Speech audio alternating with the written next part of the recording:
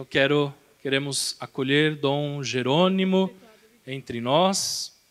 Ele vai se apresentar melhor, vai nos acompanhar nesta tarde, amanhã. Bem-vindo, irmão, você completa nossa alegria. Sinta-se bem, seja feliz em nossa companhia. Boa tarde. Bem, o nome já disseram, né? Então nem preciso repetir. Mas eu me chamo Dom Jerônimo, sou monge beneditino do Mosteiro de São Bento de Olinda. Quem ainda não conhece, não sabe o que está perdendo, né?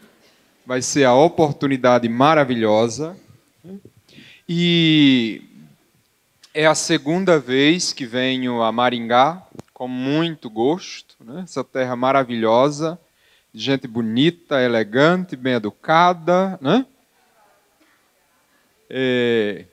Digo sinceramente, como formação, eu sou mestre em Sagrada Teologia, com especialização em liturgia pastoral, na cidade de Pádua. Eu vi que aqui tem a paróquia de Santo Antônio de Pádua, né? Onde é que está aqui, ó? Gente, pois desde 2009 que eu moro vizinho a Santo Antônio, de casa mesmo, assim. Nós somos colega mesmo, lá em Pádua, né? E depois eu fiz um doutorado em Sagrada Liturgia em Roma. Atualmente eu ensino nesses dois institutos, tanto em Pádua como em Roma, mas não poderia deixar de aceitar um convite tão especial desse para tratar de um tema tão bonito. Dito isto, devo dizer também que ontem estive com o clero aqui da Arquidiocese, uma boa acolhida, e o mesmo conteúdo. A minha decisão foi que o mesmo conteúdo destinado ao clero seja o conteúdo destinado a todo o povo de Deus. Né? Todo o povo de Deus. Então nós temos uma maratona de uma tarde e uma manhã em que nós vamos suar a camisa. Por sorte é que aqui dentro tem ar-condicionado, está fresquinho, né? E que lá fora também esfriou porque a coisa estava pegando fogo, certo? Então, nós vamos nos aquecer aqui dentro nesses dois momentos. Não me disseram ainda quanto tempo eu tenho para eu, nesse primeiro momento, me regular, porque senão, quando eu me espalho, é difícil de juntar, viu? Então, é melhor me dizerem logo para eu... Ok. Então, vamos programar. Eu preciso sempre avisar quando eu estou fora de casa que se surgir alguma palavra do nordestinês, é só perguntar que eu traduzo para português, tá certo? Bem, todos nós, não sei se por conta das luzes, não sei porquê, não sei se dá para ler também o tema do nosso encontro, mas o tema do nosso encontro é sobre as vestes litúrgicas. Né? De onde nasce? Qual a raiz, digamos assim, melhor, o tronco do qual nasce essa necessidade de nós estudarmos sobre uma coisa tão específica, tão pontual, que pode parecer até, como disse Sua Excelência, secundário, mas que na verdade é essencial. Nasce do nosso batismo. São Paulo diz em Gálatas 3:27: todos vós que fostes batizados em Cristo, fostes revestidos de Cristo. Essa é uma metáfora, né?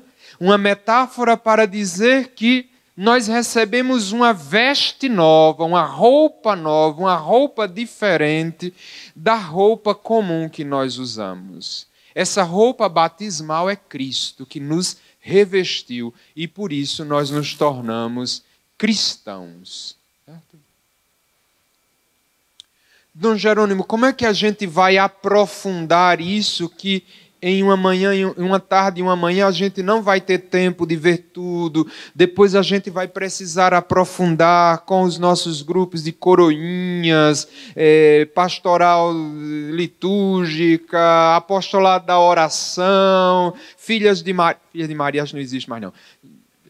Não sei quem, eu estou pensando até em cruzada eucarística, olha, não existe, é MEG agora, não sei, né? Como é que nós vamos aprofundar isso? Muito bem, nós temos uma bibliografia bem básica, mas assim, completíssima, todo o que nós vamos ver está escrito nesse texto, que eu acho que a maioria já conhece, né? O estudo da CNBB número 115, As Vestes Litúrgicas, né? Depois eu sei que tem um programa que nós vamos levar esse estudo também para as nossas regiões, para as nossas comunidades. Vai ser objeto de nosso trabalho ao longo desse ano. Dois outros livros assim que todo mundo que trabalha com liturgia tem que ter à mão, sabendo, conhecendo muito bem. A Sacrosantum Concilium, de preferência com os cartões do nosso diácono dentro, para marcar os textos, né? Aqui, e a Instrução Geral do Missal Romano. Esses são os nossos livros de cabeceira, tá vendo? Quem trabalha com liturgia, esses dois textos não pode faltar, né? Assim é o nosso vocabulário. E pelas cabeças que eu vi dando o sinal de sim, o povo já conhece e isso é uma bênção. Mas vamos para frente que atrás vem gente, né? Nesse primeiro momento eu gostaria de, para unificar a nossa voz, no sentido que a gente fale uma mesma linguagem e saiba do que a gente está falando. Como disse Sua Excelência, hoje nós vivemos um período de muito ruído fora, né? E às vezes de muita confusão também. A gente fala de uma coisa e as pessoas entendem outras, né? Então, nós precisamos trabalhar nesse primeiro momento um conceito de liturgia. Porque quando a gente fala de liturgia, parece uma coisa tão abstrata e tão confusa, né? Eu sou liturgista e eu sei que, olha, da teologia essa é a pior área.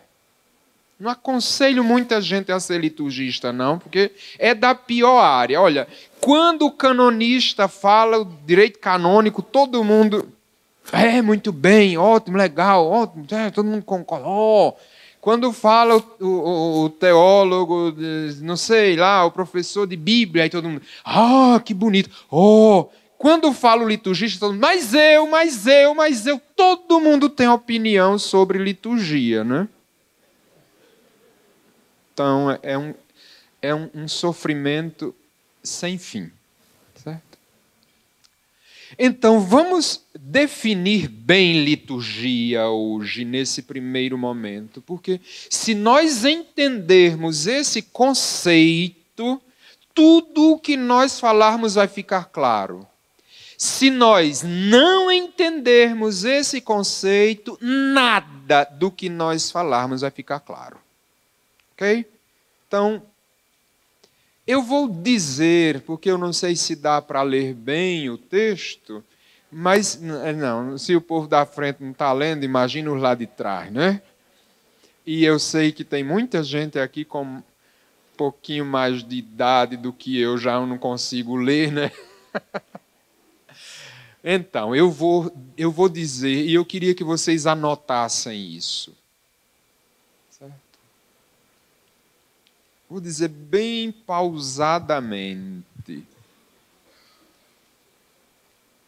Ou ao menos um do grupo anota e depois vai circulando, né? Vai trabalhando, aprofundando. Então, vamos lá. Liturgia. Eu vou dizer então, liturgia é o culto perfeito que o Cristo total, cabeça, e membros, presta ao Pai, no Espírito Santo, por meio dos ritos e das preces. Então, tem uma conclusão, por isso ela é o cume e a fonte da vida da igreja. Por isso ela é o cume e a fonte da vida da igreja.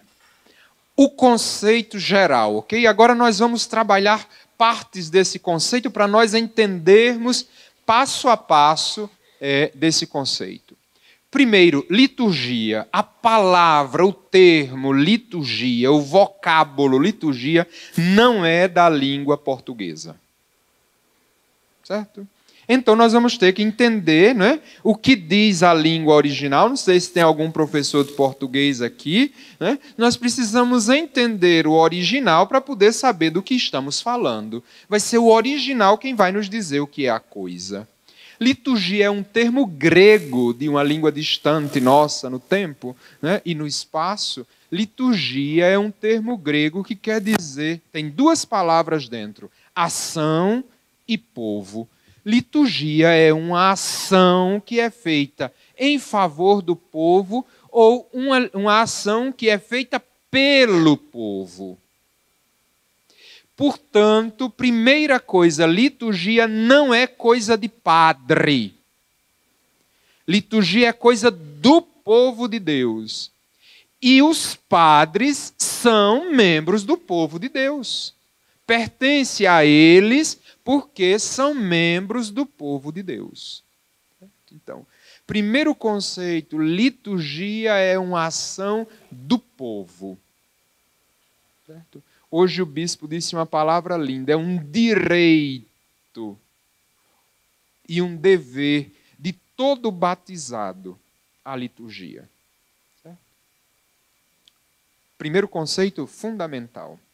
Agora, essa liturgia que é do povo, ela é culto, adoração, louvor, ação de graças, bênção, glorificação, exaltação.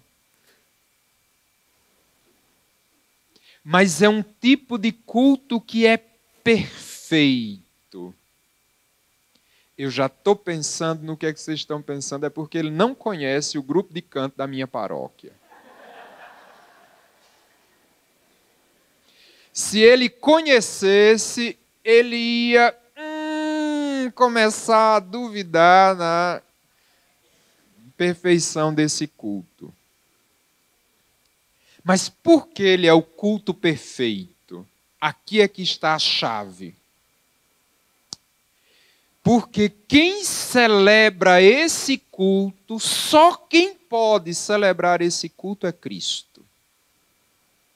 Somente Cristo pode prestar a Deus Pai um culto que seja perfeito. E como ele faz? Ele faz celebrando na sua totalidade. É o Cristo total quem celebra esse culto. E o Cristo total, ele é feito de cabeça e membros, porque a historinha de mula sem cabeça não existe. Desculpe se eu decepciono vocês. Né? Não existe mula sem cabeça, como não existe cabeça sem corpo. Uma pessoa é feita de cabeça e membros. E nós rezamos isso, sabe quando? Nós rezamos isso no dia da ascensão do Senhor. Deus Todo-Poderoso, fazei-nos exultar de santa alegria e fervorosa ação de graças. Prestem atenção. Pois na ascensão de Cristo, vosso Filho, nossa humanidade foi elevada junto a vós. E tendo ele, Cristo, nos precedido como nossa cabeça, nos chama para a glória como membros do seu corpo. Nós somos Cristo. Nós não somos outra coisa. Um cristão não é outra coisa senão Cristo. Ser cristão é ser Ele, é ser o corpo dele, é ser parte dele, é ser membro dele, é ser reconhecido como Ele. Então nós temos na liturgia aquele culto que o Cristo celebra. De tal modo que se eu perguntasse, quem foi que presidiu a nossa oração hoje à tarde? Era uma pergunta, eu vou repetir. Quem foi que presidiu a nossa oração hoje à tarde? Oh, aprovado, não vou dizer mais nada, já podem ir para casa, acabou o encontro. Entenderam tudo. Quem presidiu a oração foi? Quem foi que leu? Cristo. Quem foi que cantou? Porque quem não for Cristo não pode fazê-lo. Quem não é batizado pode confessar-se, por exemplo? Pode fazer a primeira comunhão eucarística ou comungar?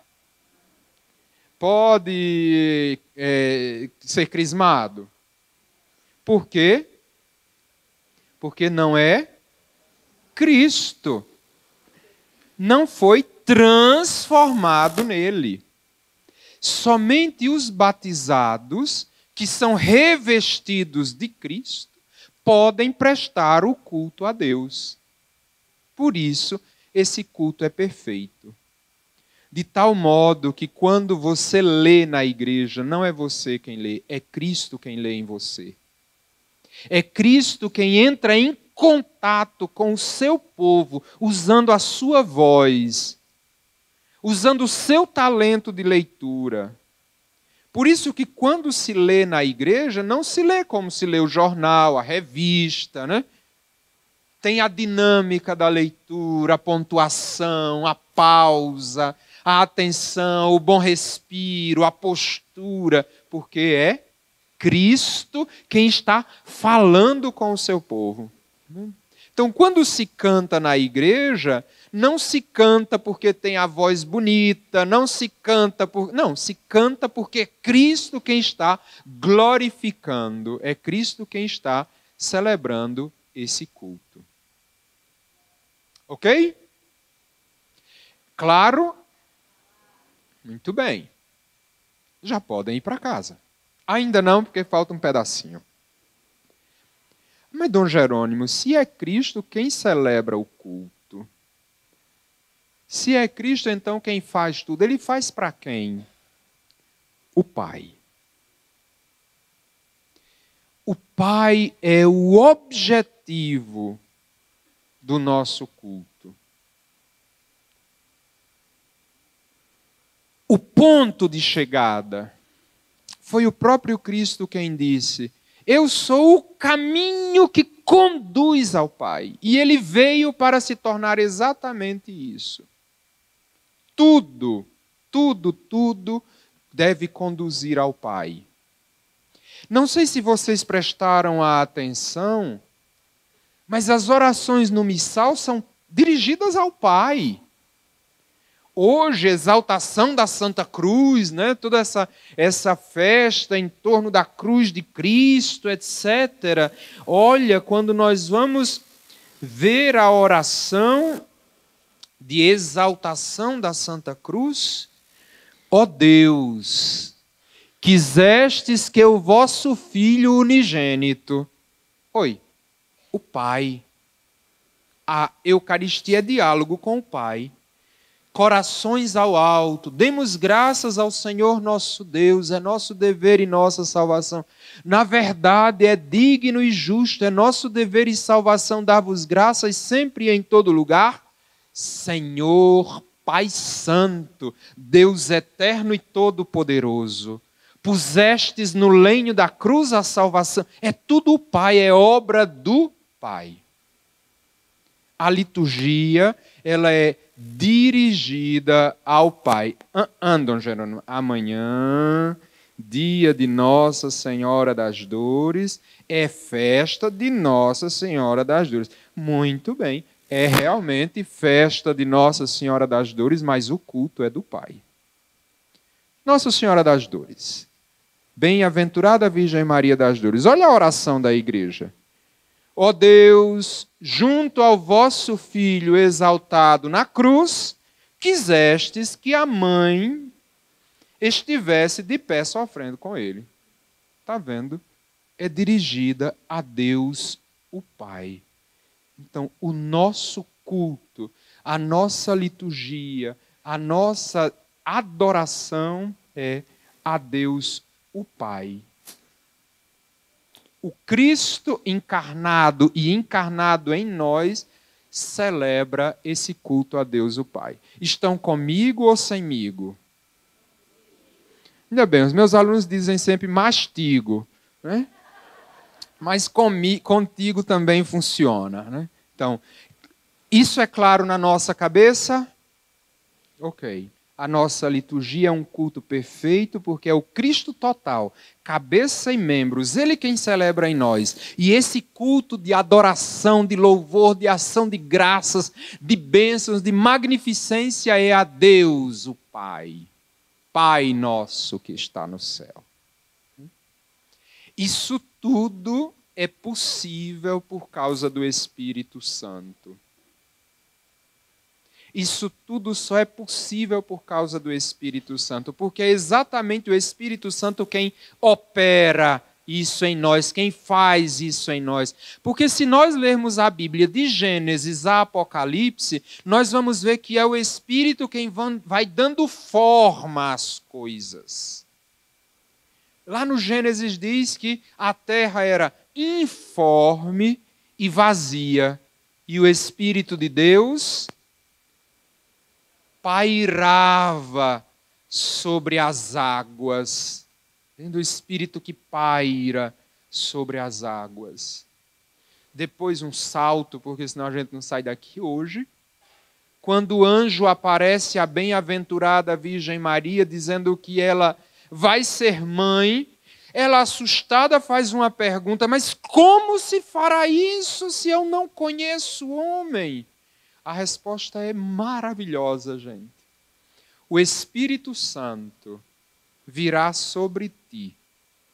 E o poder do Altíssimo, ou seja, o dedo de Deus, o Espírito Santo, né, te cobrirá com a sua sombra. Por isso, porque o Espírito Santo te cobre com sua sombra, o que nascer de ti será santo, será chamado Filho do Altíssimo. É o Espírito quem dá forma ao corpo da igreja, ao corpo de Cristo, cabeça. É o mesmo Espírito quem dá forma ao corpo de Cristo, membros que somos nós. Dia de Pentecostes veio sobre eles o Espírito Santo para dar forma à igreja. Então é o Espírito Santo quem nos conforma a Cristo e conformando-nos a Cristo faz com que nós possamos render esse culto de ação de graças a Deus que se chama liturgia. Então, na verdade, quando a gente fala que liturgia é culto do povo, não é de qualquer povo. É do povo santo de Deus. O povo santo do qual Deus tem tanto amor, como nós ouvimos na oração de hoje, a tal ponto de dar o seu próprio filho, dá o que tem de mais precioso porque ama. Aliás, o nosso preço, nós valemos o preço do sangue de um Deus, imaginem isso, né? O valor que nós temos. Nós valemos o preço do sangue de um Deus. E isso é operado pelo Espírito Santo. Então, nós podemos concluir, sem sombra de dúvidas, que liturgia é obra da Santíssima Trindade. A liturgia é uma obra da Santíssima Trindade. O culto perfeito que o Cristo total, cabeça e membros, presta ao Pai no Espírito Santo. E segundo a oração que nós acabamos de ler da ascensão do Senhor, nosso lugar é dentro da Trindade. Está vendo? Quando Cristo subiu ao céu, levou junto consigo a nossa humanidade. A partir desse momento, nós somos membros da Trindade. Ah, Dom Jerônimo, será? Olha, depois eu vou contar uma coisa que no Nordeste acontece. No Nordeste é assim: gata, só pare, só dá a luz a gato. Lá, por incrível que pareça, gata geralmente não pare rato, nem cachorro. Não. Lá é assim. As porcas só tem os porquinhos. Não tem porca, ainda não tem porca lá parindo cabra. Não. Porque o filho pertence à natureza do pai. Não é? Filho de gato é gatinho. Não é? Filho de gente é gentinha. Não, gentinha no bom sentido. Não é gentalha, não. É gentinha. É. Filho de gente é gente. E filho de Deus? É Deus. Nós pertencemos. A nossa natureza é da natureza divina. O germe da natureza divina está dentro de nós. Por isso, nós dizemos em toda a Eucaristia, ousamos chamar a Deus de Pai. Porque que outro povo na terra pode ousar chamar a Deus de Pai, se não nascer dele? Se não nascer dele. A liturgia é obra da Trindade, por isso que ela é obra nossa. Porque nós fomos enxertados na Trindade.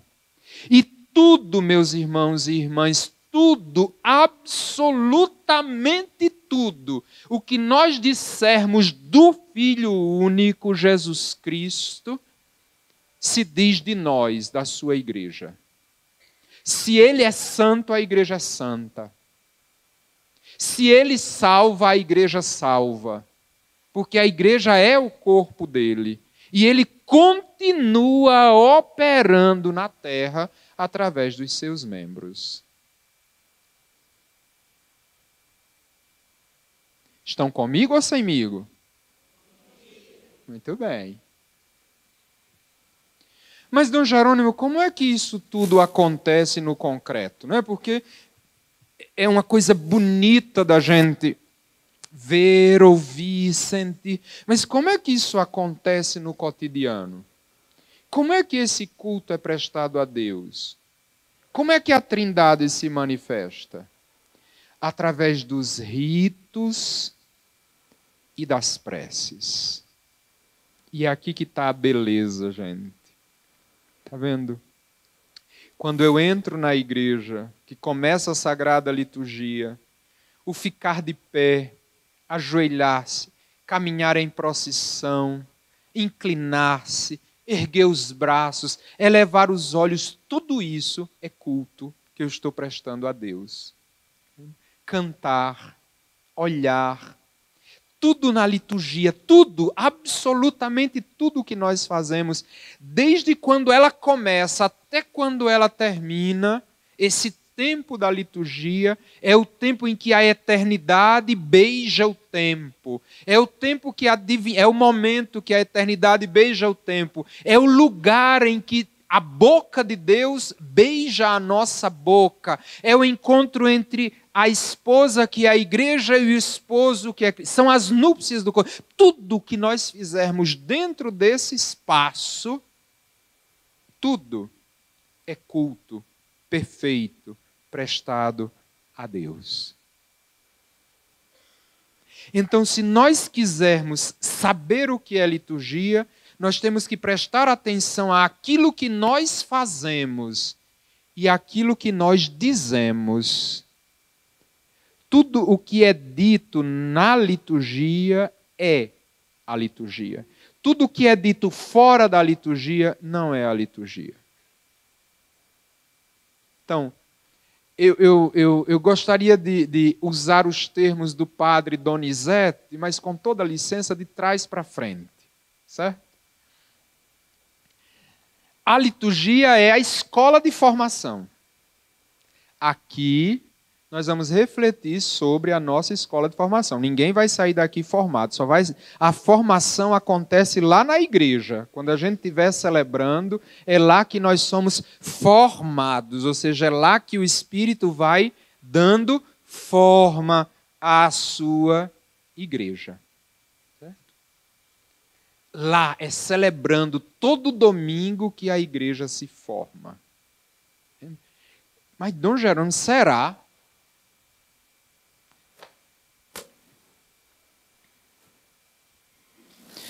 Vamos começar. Não vou ler todas as orações eucarísticas, não, porque vocês já sabem de cor, né? Então, só algumas. Ai, ai, ai. Segunda oração eucarística. Sou eu. Suplicantes vos pedimos que, participando do corpo e do sangue de Cristo, sejamos reunidos pelo Espírito Santo num... Oh, que maravilha! Ah, Dom Jerônimo, mas isso deve ser coisa da segunda oração eucarística, isso não diz mais em outro lugar, não. Será? Terceira oração eucarística. Olhai com bondade a oblação da vossa igreja e reconhecei nela o sacrifício que nos reconciliou convosco. E concedei que, alimentando-nos com o corpo e o sangue do vosso Filho, repletos do Espírito Santo, nos tornemos em Cristo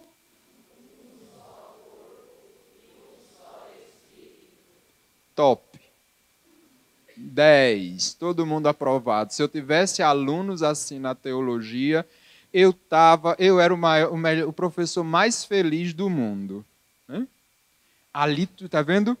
E atenção, vejam bem, não é para nos unirmos a Cristo, a Eucaristia, é para nós nos unirmos à igreja. Veja como diz, para que nos tornemos em Cristo, nós nos tornemos um só corpo e um só espírito. A Eucaristia é para a igreja, é para fazer a igreja, construir a igreja, transformar, está vendo? Dar forma à igreja no corpo de Cristo. Para que, comendo deste pão e bebendo deste cálice, nos tornemos um só corpo e um só espírito em Cristo Jesus. Claro isso?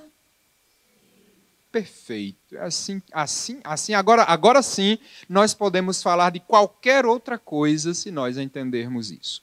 Então, tudo isso que eu estou dizendo dos ritos e das preces, nós vamos da veste litúrgica. Porque se a veste litúrgica não for isso, fora da liturgia. Rua, vai. Se o canto não for isso, não serve, fora, rua. Se o canto não transformar a igreja no corpo de Cristo, rua, embora, show, serve não, é bonito, tarará, canta bem, passa depois, se converta, venha. Hã?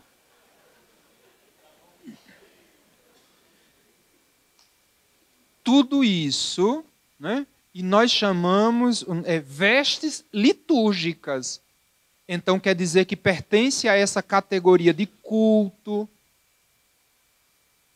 do Cristo, da igreja, do Pai, do Espírito Santo. Não é do meu gosto.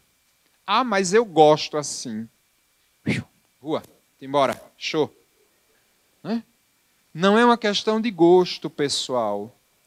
É uma questão de corpo de Cristo. É uma questão de corpo de Cristo. Então, tudo o que a gente disse até agora, pronto. Nós vamos aplicar a uma coisa particular da liturgia. Isso se aplica a toda a liturgia. Mas nós, nesses 2 dias que temos, vamos aplicar a um particular da liturgia. Mas a gente não pode pensar isso como uma coisa desse particular. Nós temos que vê-la na totalidade. Por isso,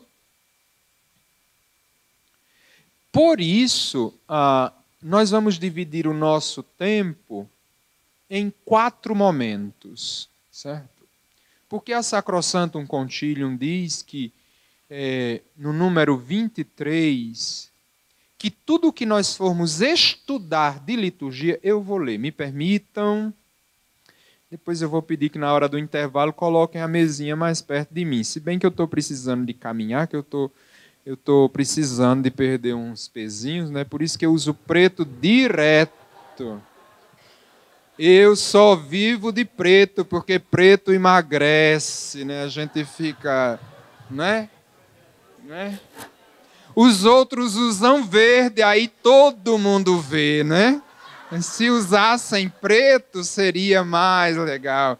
E acho que até eles combinam, né? É farda o verde por aqui? Gente, olha aí, obrigado, pessoal.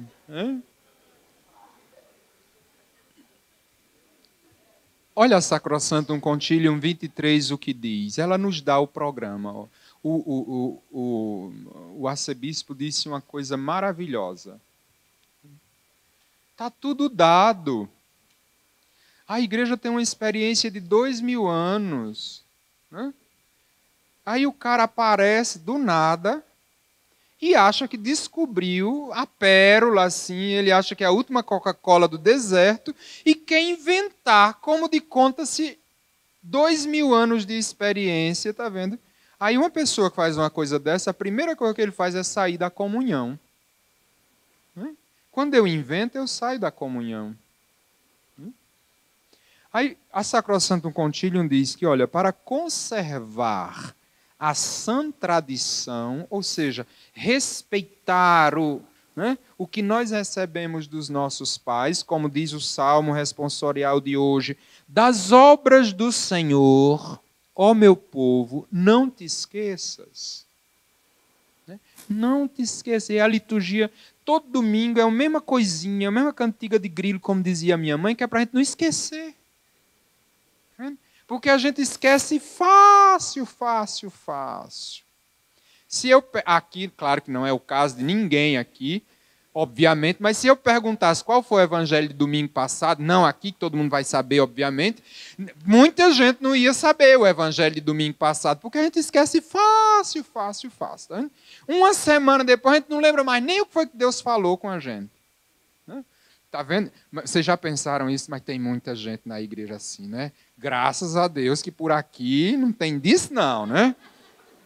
Então, para conservar a sã tradição e ao mesmo tempo abrir o caminho a um legítimo progresso, porque lembra o Papa Francisco, a igreja não é um museu, né? Nós somos pessoas do século XXI, né?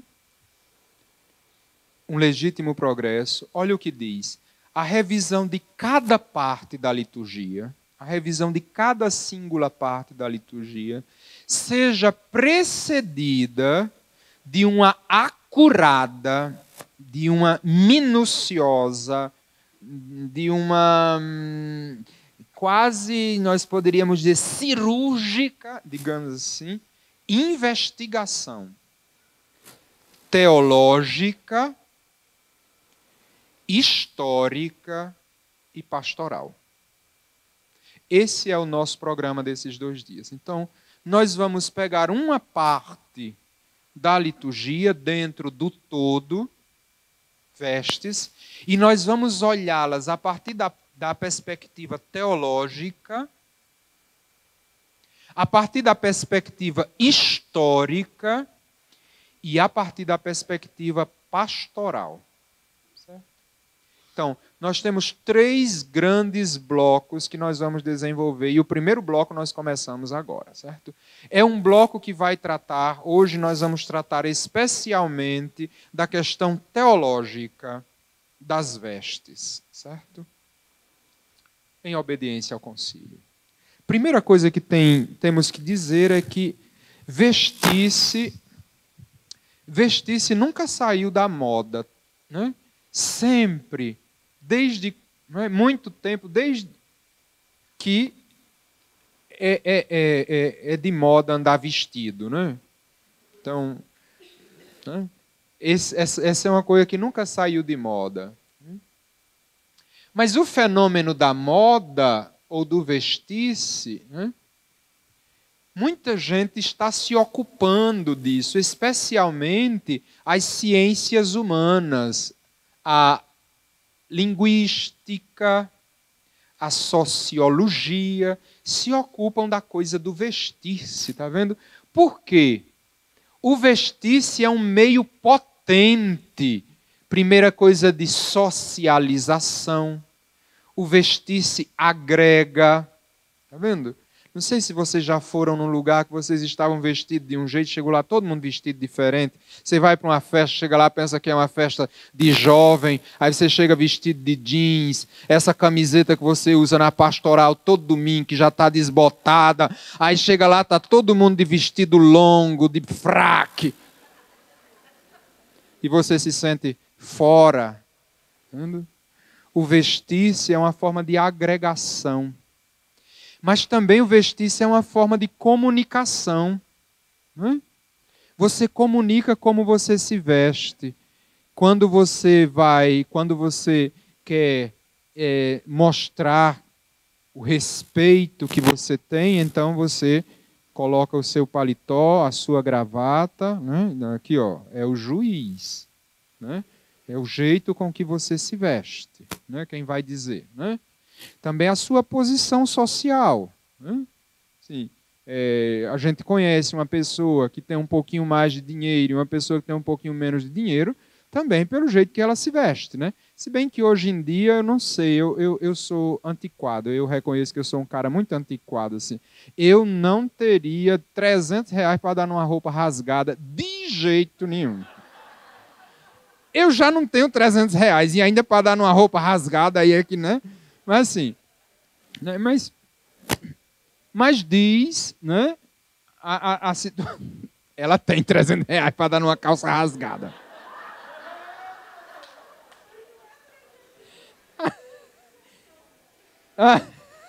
Cinquentão foi? Cinquentão. Ela não comprou rasgada, não. A calça rasgou mesmo, né? Mas é uma forma de comunicação. Tá vendo? De identificação. Por exemplo, onde eu chego, que encontro alguém vestido desse jeito, eu sei, aquele cara é beneditino. Tá vendo? É uma forma de identificação da comunidade.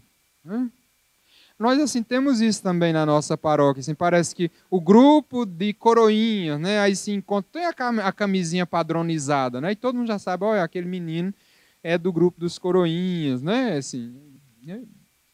De identificação pessoal no grupo também. Aquele tipo de pessoa que quer se destacar, né? Vai todo mundo de preto e ele vai de verde limão, né? Assim, para dizer, olha, eu sou eu, vocês são vocês. Então, é uma forma de você se identificar dentro do grupo, etc. Né? De educação também. A roupa educa a gente. Quer ver um exemplo? Com essas calças jeans aí de vocês, de R$30, lá no brechó, vocês sentam onde quiserem. Né? Senta no chão, catequese com criança, não sei o quê. Mas quando você bota aquele seu tubinho básico que você mandou fazer, que custou R$5.000, você não senta em qualquer canto, você não come de qualquer jeito, não é? Você não entra no carro de qualquer jeito, você não leva para qualquer lavanderia, né? Está vendo? A roupa com que nós vestimos nos educa. Isso é uma coisa muito interessante, tá vendo? E as relações pessoais, as nossas relações pessoais são muito condicionadas pelas nossas vestes, pelo jeito com que a gente está vestido. Mas aí uma pergunta de fundo, então por que começou-se a usar roupa? Alguns precisam realmente, né? São, graças a Deus que, né? Alguns precisam realmente. Nossa Senhora das Graças, tenha piedade. Né? São muitas as razões porque os antropólogos dizem que começou-se a usar roupa. Primeiro, para proteger-se do frio. Né?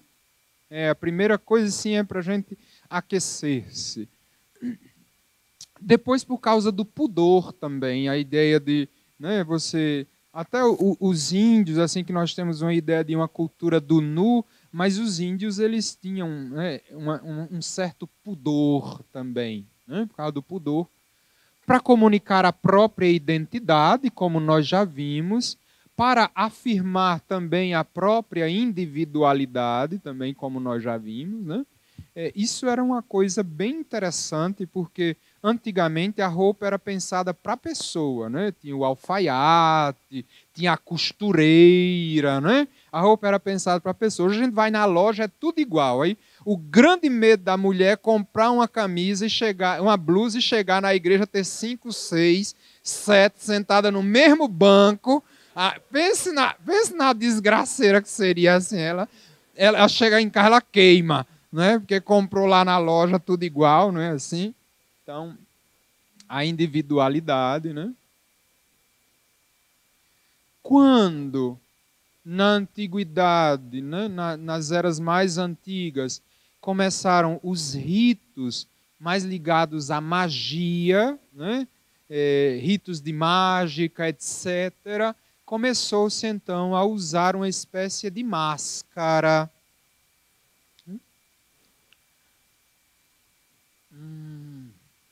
Delícia.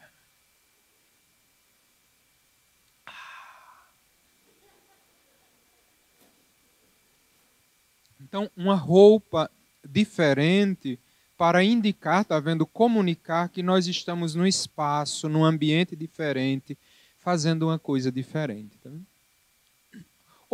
Outro motivo era para comunicar o estado psicológico, emocional da pessoa. Né? Assim, os psicólogos dizem que nós escolhemos o nosso guarda-roupa de acordo com o nosso estado de espírito. Tem dia que a gente acorda lá para cima, né, e pega a camisa, ó, laranjão assim, hoje eu vou, né, hoje eu estou do bem, para cima, etc. Né? Tem dia que a gente acorda um pouquinho assim para baixo, aquele cinza cai muito bem, né? Eu faço um esforço danado para andar de preto e estar sempre para cima, mas... Também, para sublinhar o status social e econômico, dizem os antropólogos que começaram então a usar a roupa, certo? Mas fato é que a roupa então pertence a duas categorias. A categoria da necessidade, né, nós precisamos, e a categoria do símbolo. Né? Ela une duas categorias muito importantes. Ela não é somente uma necessidade, ela é também um símbolo. Né? Por isso a beleza, o talho, né? As cores, formato, o que nós escolhemos para colocar neles, né? Os bordados, tudo isso faz parte da beleza. É um útil que tem também uma função simbólica, tá certo? Ele funciona, na verdade, como dizem os estudiosos, como uma segunda pele. Ele funciona como uma segunda pele. Como eu não posso mudar a minha pele, né, então eu dou uma melhorada num outro tipo de pele. É a roupa. Certo? Ela é como a pele é a parte mais exterior do meu interior, né? Como eu estou por dentro, como eu não posso mudar essa parte exterior, então eu expresso o que eu tenho dentro, a alegria, a pertença, tudo isso que eu falei, eu expresso mudando de roupa. Certo? De tal modo que a roupa não é uma mera formalidade exterior. Não. A roupa é uma questão de identidade. A roupa é a minha segunda pele. Ui, eu pulei um negocinho aqui, eu tenho que usar sempre 2 apertos.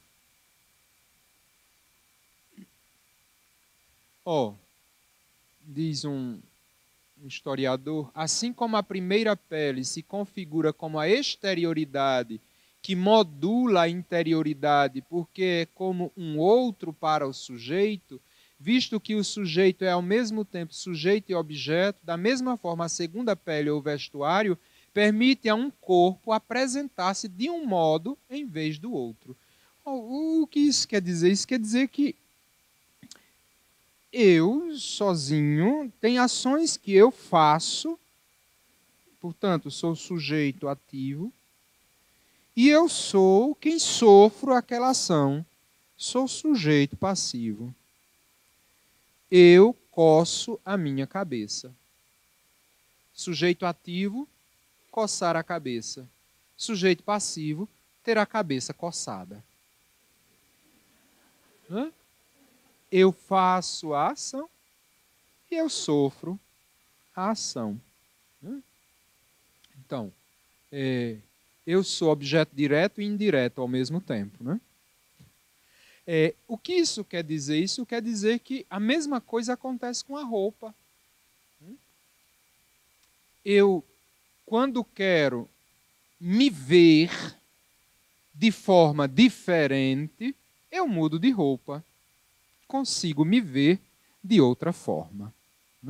Sim. Ai, menino, olha como eu estou bonita com essa roupa. A gente não diz isso, né? Nossa, a vendedora quer vender todos. Mas como você ficou bonita com essa roupa, né? Ou seja, você começa a se ver de outra forma. De outra forma, certo? Ok. De tal modo que nós podemos dizer que vestir-se é como se nós colocássemos uma máscara. Isso quer dizer que eu tenho 5 minutos. Que nós colocássemos uma máscara ou que nós mudássemos de pele. Mudar de roupa é mudar de pele. Mudar de identidade. Na verdade, criamos uma palavra assim, bem interessante para isso, é transvestir-se. Vestir-se de outra forma, de outro corpo, de outra pessoa. Vestir-se de Cristo nesse caso. Aí nós voltamos para o texto de São Paulo que nós começamos. Todos vós que fostes batizados em Cristo, fostes revestidos de Cristo. A nossa pele é a pele de Cristo. Como nós usamos uma máscara, nós somos mascarados ou transvestidos em Cristo Jesus.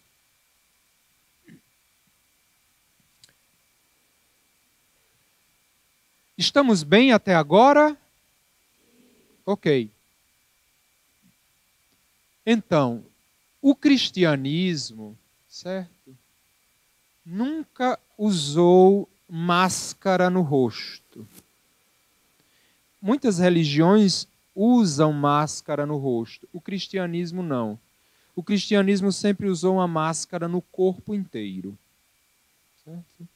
Sempre usou uma máscara no corpo inteiro, exatamente porque essa máscara em todo o corpo, com os paramentos,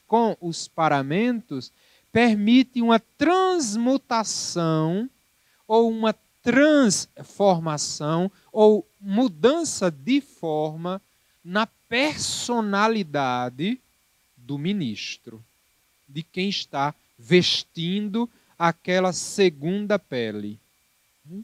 Por isso que no corpo todo, de tal modo que a veste transforma a pessoa em outra pessoa. Certo? Isso é muito importante, é uma passagem assim que a gente não pode perder, nem pode cochilar nesse momento, certo? Por quê, gente?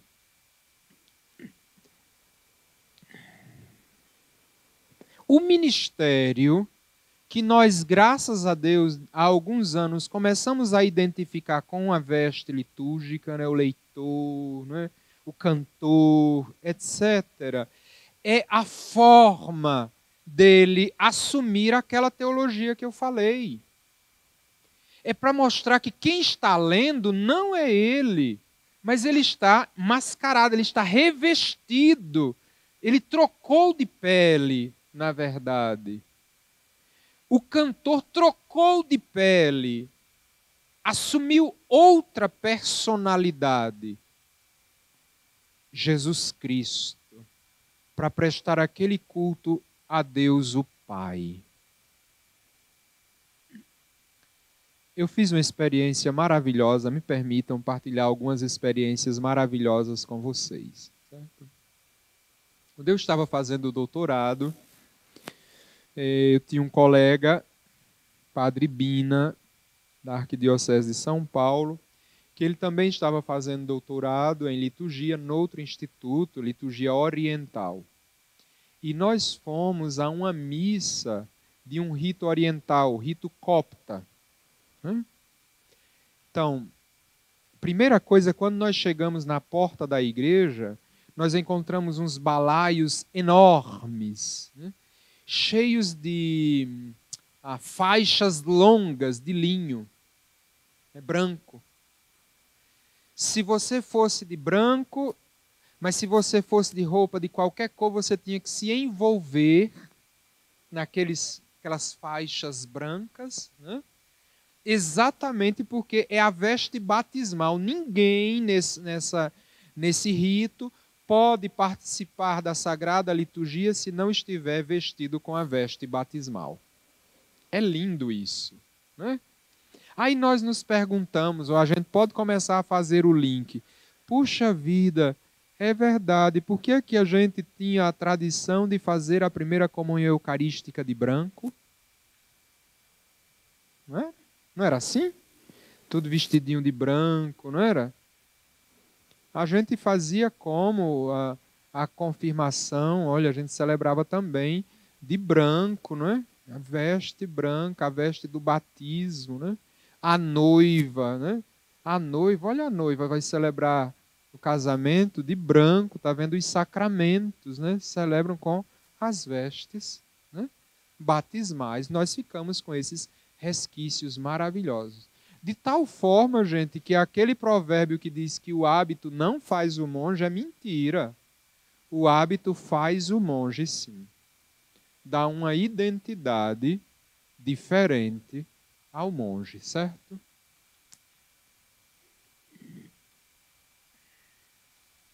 De tal modo que não se preocupem que esse material vai ficar à disposição de todo mundo. O padre Donizete vai fazer chegar a todas as comunidades, tá certo? E individualmente. Então ele vai me servir como guia para ir falando, mas vocês vão ter esse material aí disponível à vontade, certo? Tudo isso, gente, eu estou dizendo, na verdade, que a veste é um meio da gente encontrar-se com a divindade, da gente entrar em contato com o sagrado, da gente agir noutra pessoa, ou melhor, da gente deixar que outra pessoa haja em nós, atue em nós, opere em nós, trabalhe em nós. Quando nós nos vestimos daquela outra pessoa, certo? Nesse caso, Jesus Cristo. De tal modo que não é uma coisa só dos cristãos, está vendo? Todas as religiões, de certa forma, usam essa mesma ideia. É por isso que a nossa veste, ela não é somente uma veste sacra, ela é uma veste litúrgica. Identifica o culto cristão dos outros, das outras formas de culto. Mas o princípio é verdadeiro para toda e qualquer forma de religião. A veste oculta a visibilidade e a tangibilidade imediata do corpo humano. Ela oculta aquilo que é pessoal, digamos assim, para assumir o papel do que é identitário do grupo, identifica com a igreja, nesse nosso caso bem concreto, certo? De tal modo que a roupa vestida no culto pode revelar a identidade nova e diferente que nós temos ao celebrar aquele culto e expressar a atitude do corpo celebrante para ser em determinadas situações corpo da epifania, da manifestação, da glorificação do mistério divino em nós. De tal modo que a veste litúrgica, ela é da igreja, identifica a igreja. Isso assim já nos diz que não é do gosto pessoal. Não é porque eu acho bonito. Não, esse não é o princípio. O princípio é o princípio da identidade como igreja. Por isso que esse percurso que nós estamos fazendo é de máxima importância. Vejam, o hábito litúrgico que cobre então o corpo do ministro expressa a consciência tanto de submissão a Deus quanto de submissão à igreja. Na submissão a Deus faz com que quando eu me revisto de uma veste litúrgica, eu comece a agir na pessoa de Cristo. Cristo cabeça. Mas ao mesmo tempo, quando a igreja me diz, a igreja local, por exemplo, essa diocese diz, essa é a veste, eu me submeto à igreja. Então eu me transformo no corpo de Cristo. Então eu ajo como Cristo cabeça e como Cristo corpo. Ou seja, a totalidade de Cristo. Isso, eu vou usar o exemplo do padre, mas isso vale igualzinho para nós. Não, eu vou usar o exemplo do padre, não, chega de padre. Vou usar o exemplo que nós usamos na nossa paróquia. Quando eu faço a primeira leitura na missa, que é Deus falando ao seu povo, eu estou agindo na pessoa de Cristo. Não é? Deus, para falar, continuar falando com o seu povo, então eu ajo na pessoa de Cristo. Mas quando eu subo ao ambão para cantar o salmo responsorial, eu ajo na pessoa de Cristo cabeça ou de Cristo corpo? Corpo, porque o salmo responsorial é o corpo respondendo àquilo que a cabeça falou. É por isso que ele é salmo de resposta. Deus falou, agiu em persona, na pessoa de Cristo. A igreja respondeu, agiu na pessoa da igreja. Entenderam a dinâmica? Então, a veste litúrgica, ela exprime essa consciência tanto de submissão a Deus, quanto de submissão à igreja.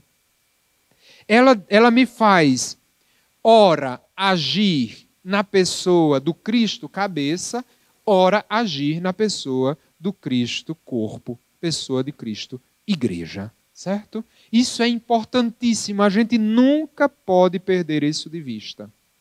Nunca pode perder isso de vista. Certo? O padre, ele começa a oração eucarística conversando com a igreja. O Senhor esteja convosco, não é? Eita, vocês sabem, ó, que legal. né? Conversando com a igreja, e corações ao alto, nosso coração está em Deus, demos graças, está vendo? Façamos Eucaristia ao Senhor nosso Deus, está vendo? Então, é o Cristo cabeça, né? Reunindo, né? Os seus membros. Quando nós dizemos que é nosso dever, é nosso dever... Aí ele começa, tá vendo? Ele muda de veste. Na verdade, ó Pai, a oração da igreja, tá vendo? Agora ele se dirige ao Pai. Na verdade, ó Pai, é digno e justo louvar-te, bendizer-te, por Jesus Cristo, vosso Filho. Ele mudou de personalidade. A veste que ele está usando fez com que ele se revestisse do Cristo, para falar, do Cristo cabeça para falar com o seu povo, e revestisse da igreja, Cristo corpo, para falar com Deus o Pai. Já pensou? Que maravilha, gente. Isso é assim, a coisa mais bonita do mundo. E eu não sei como a gente não pode vibrar com a beleza da liturgia. E isso o rito faz com a gente, automaticamente, né? E essa veste que nós estamos usando é exatamente ela quem dá essa possibilidade da igreja revestida de Cristo, né? Revestida de Cristo, né?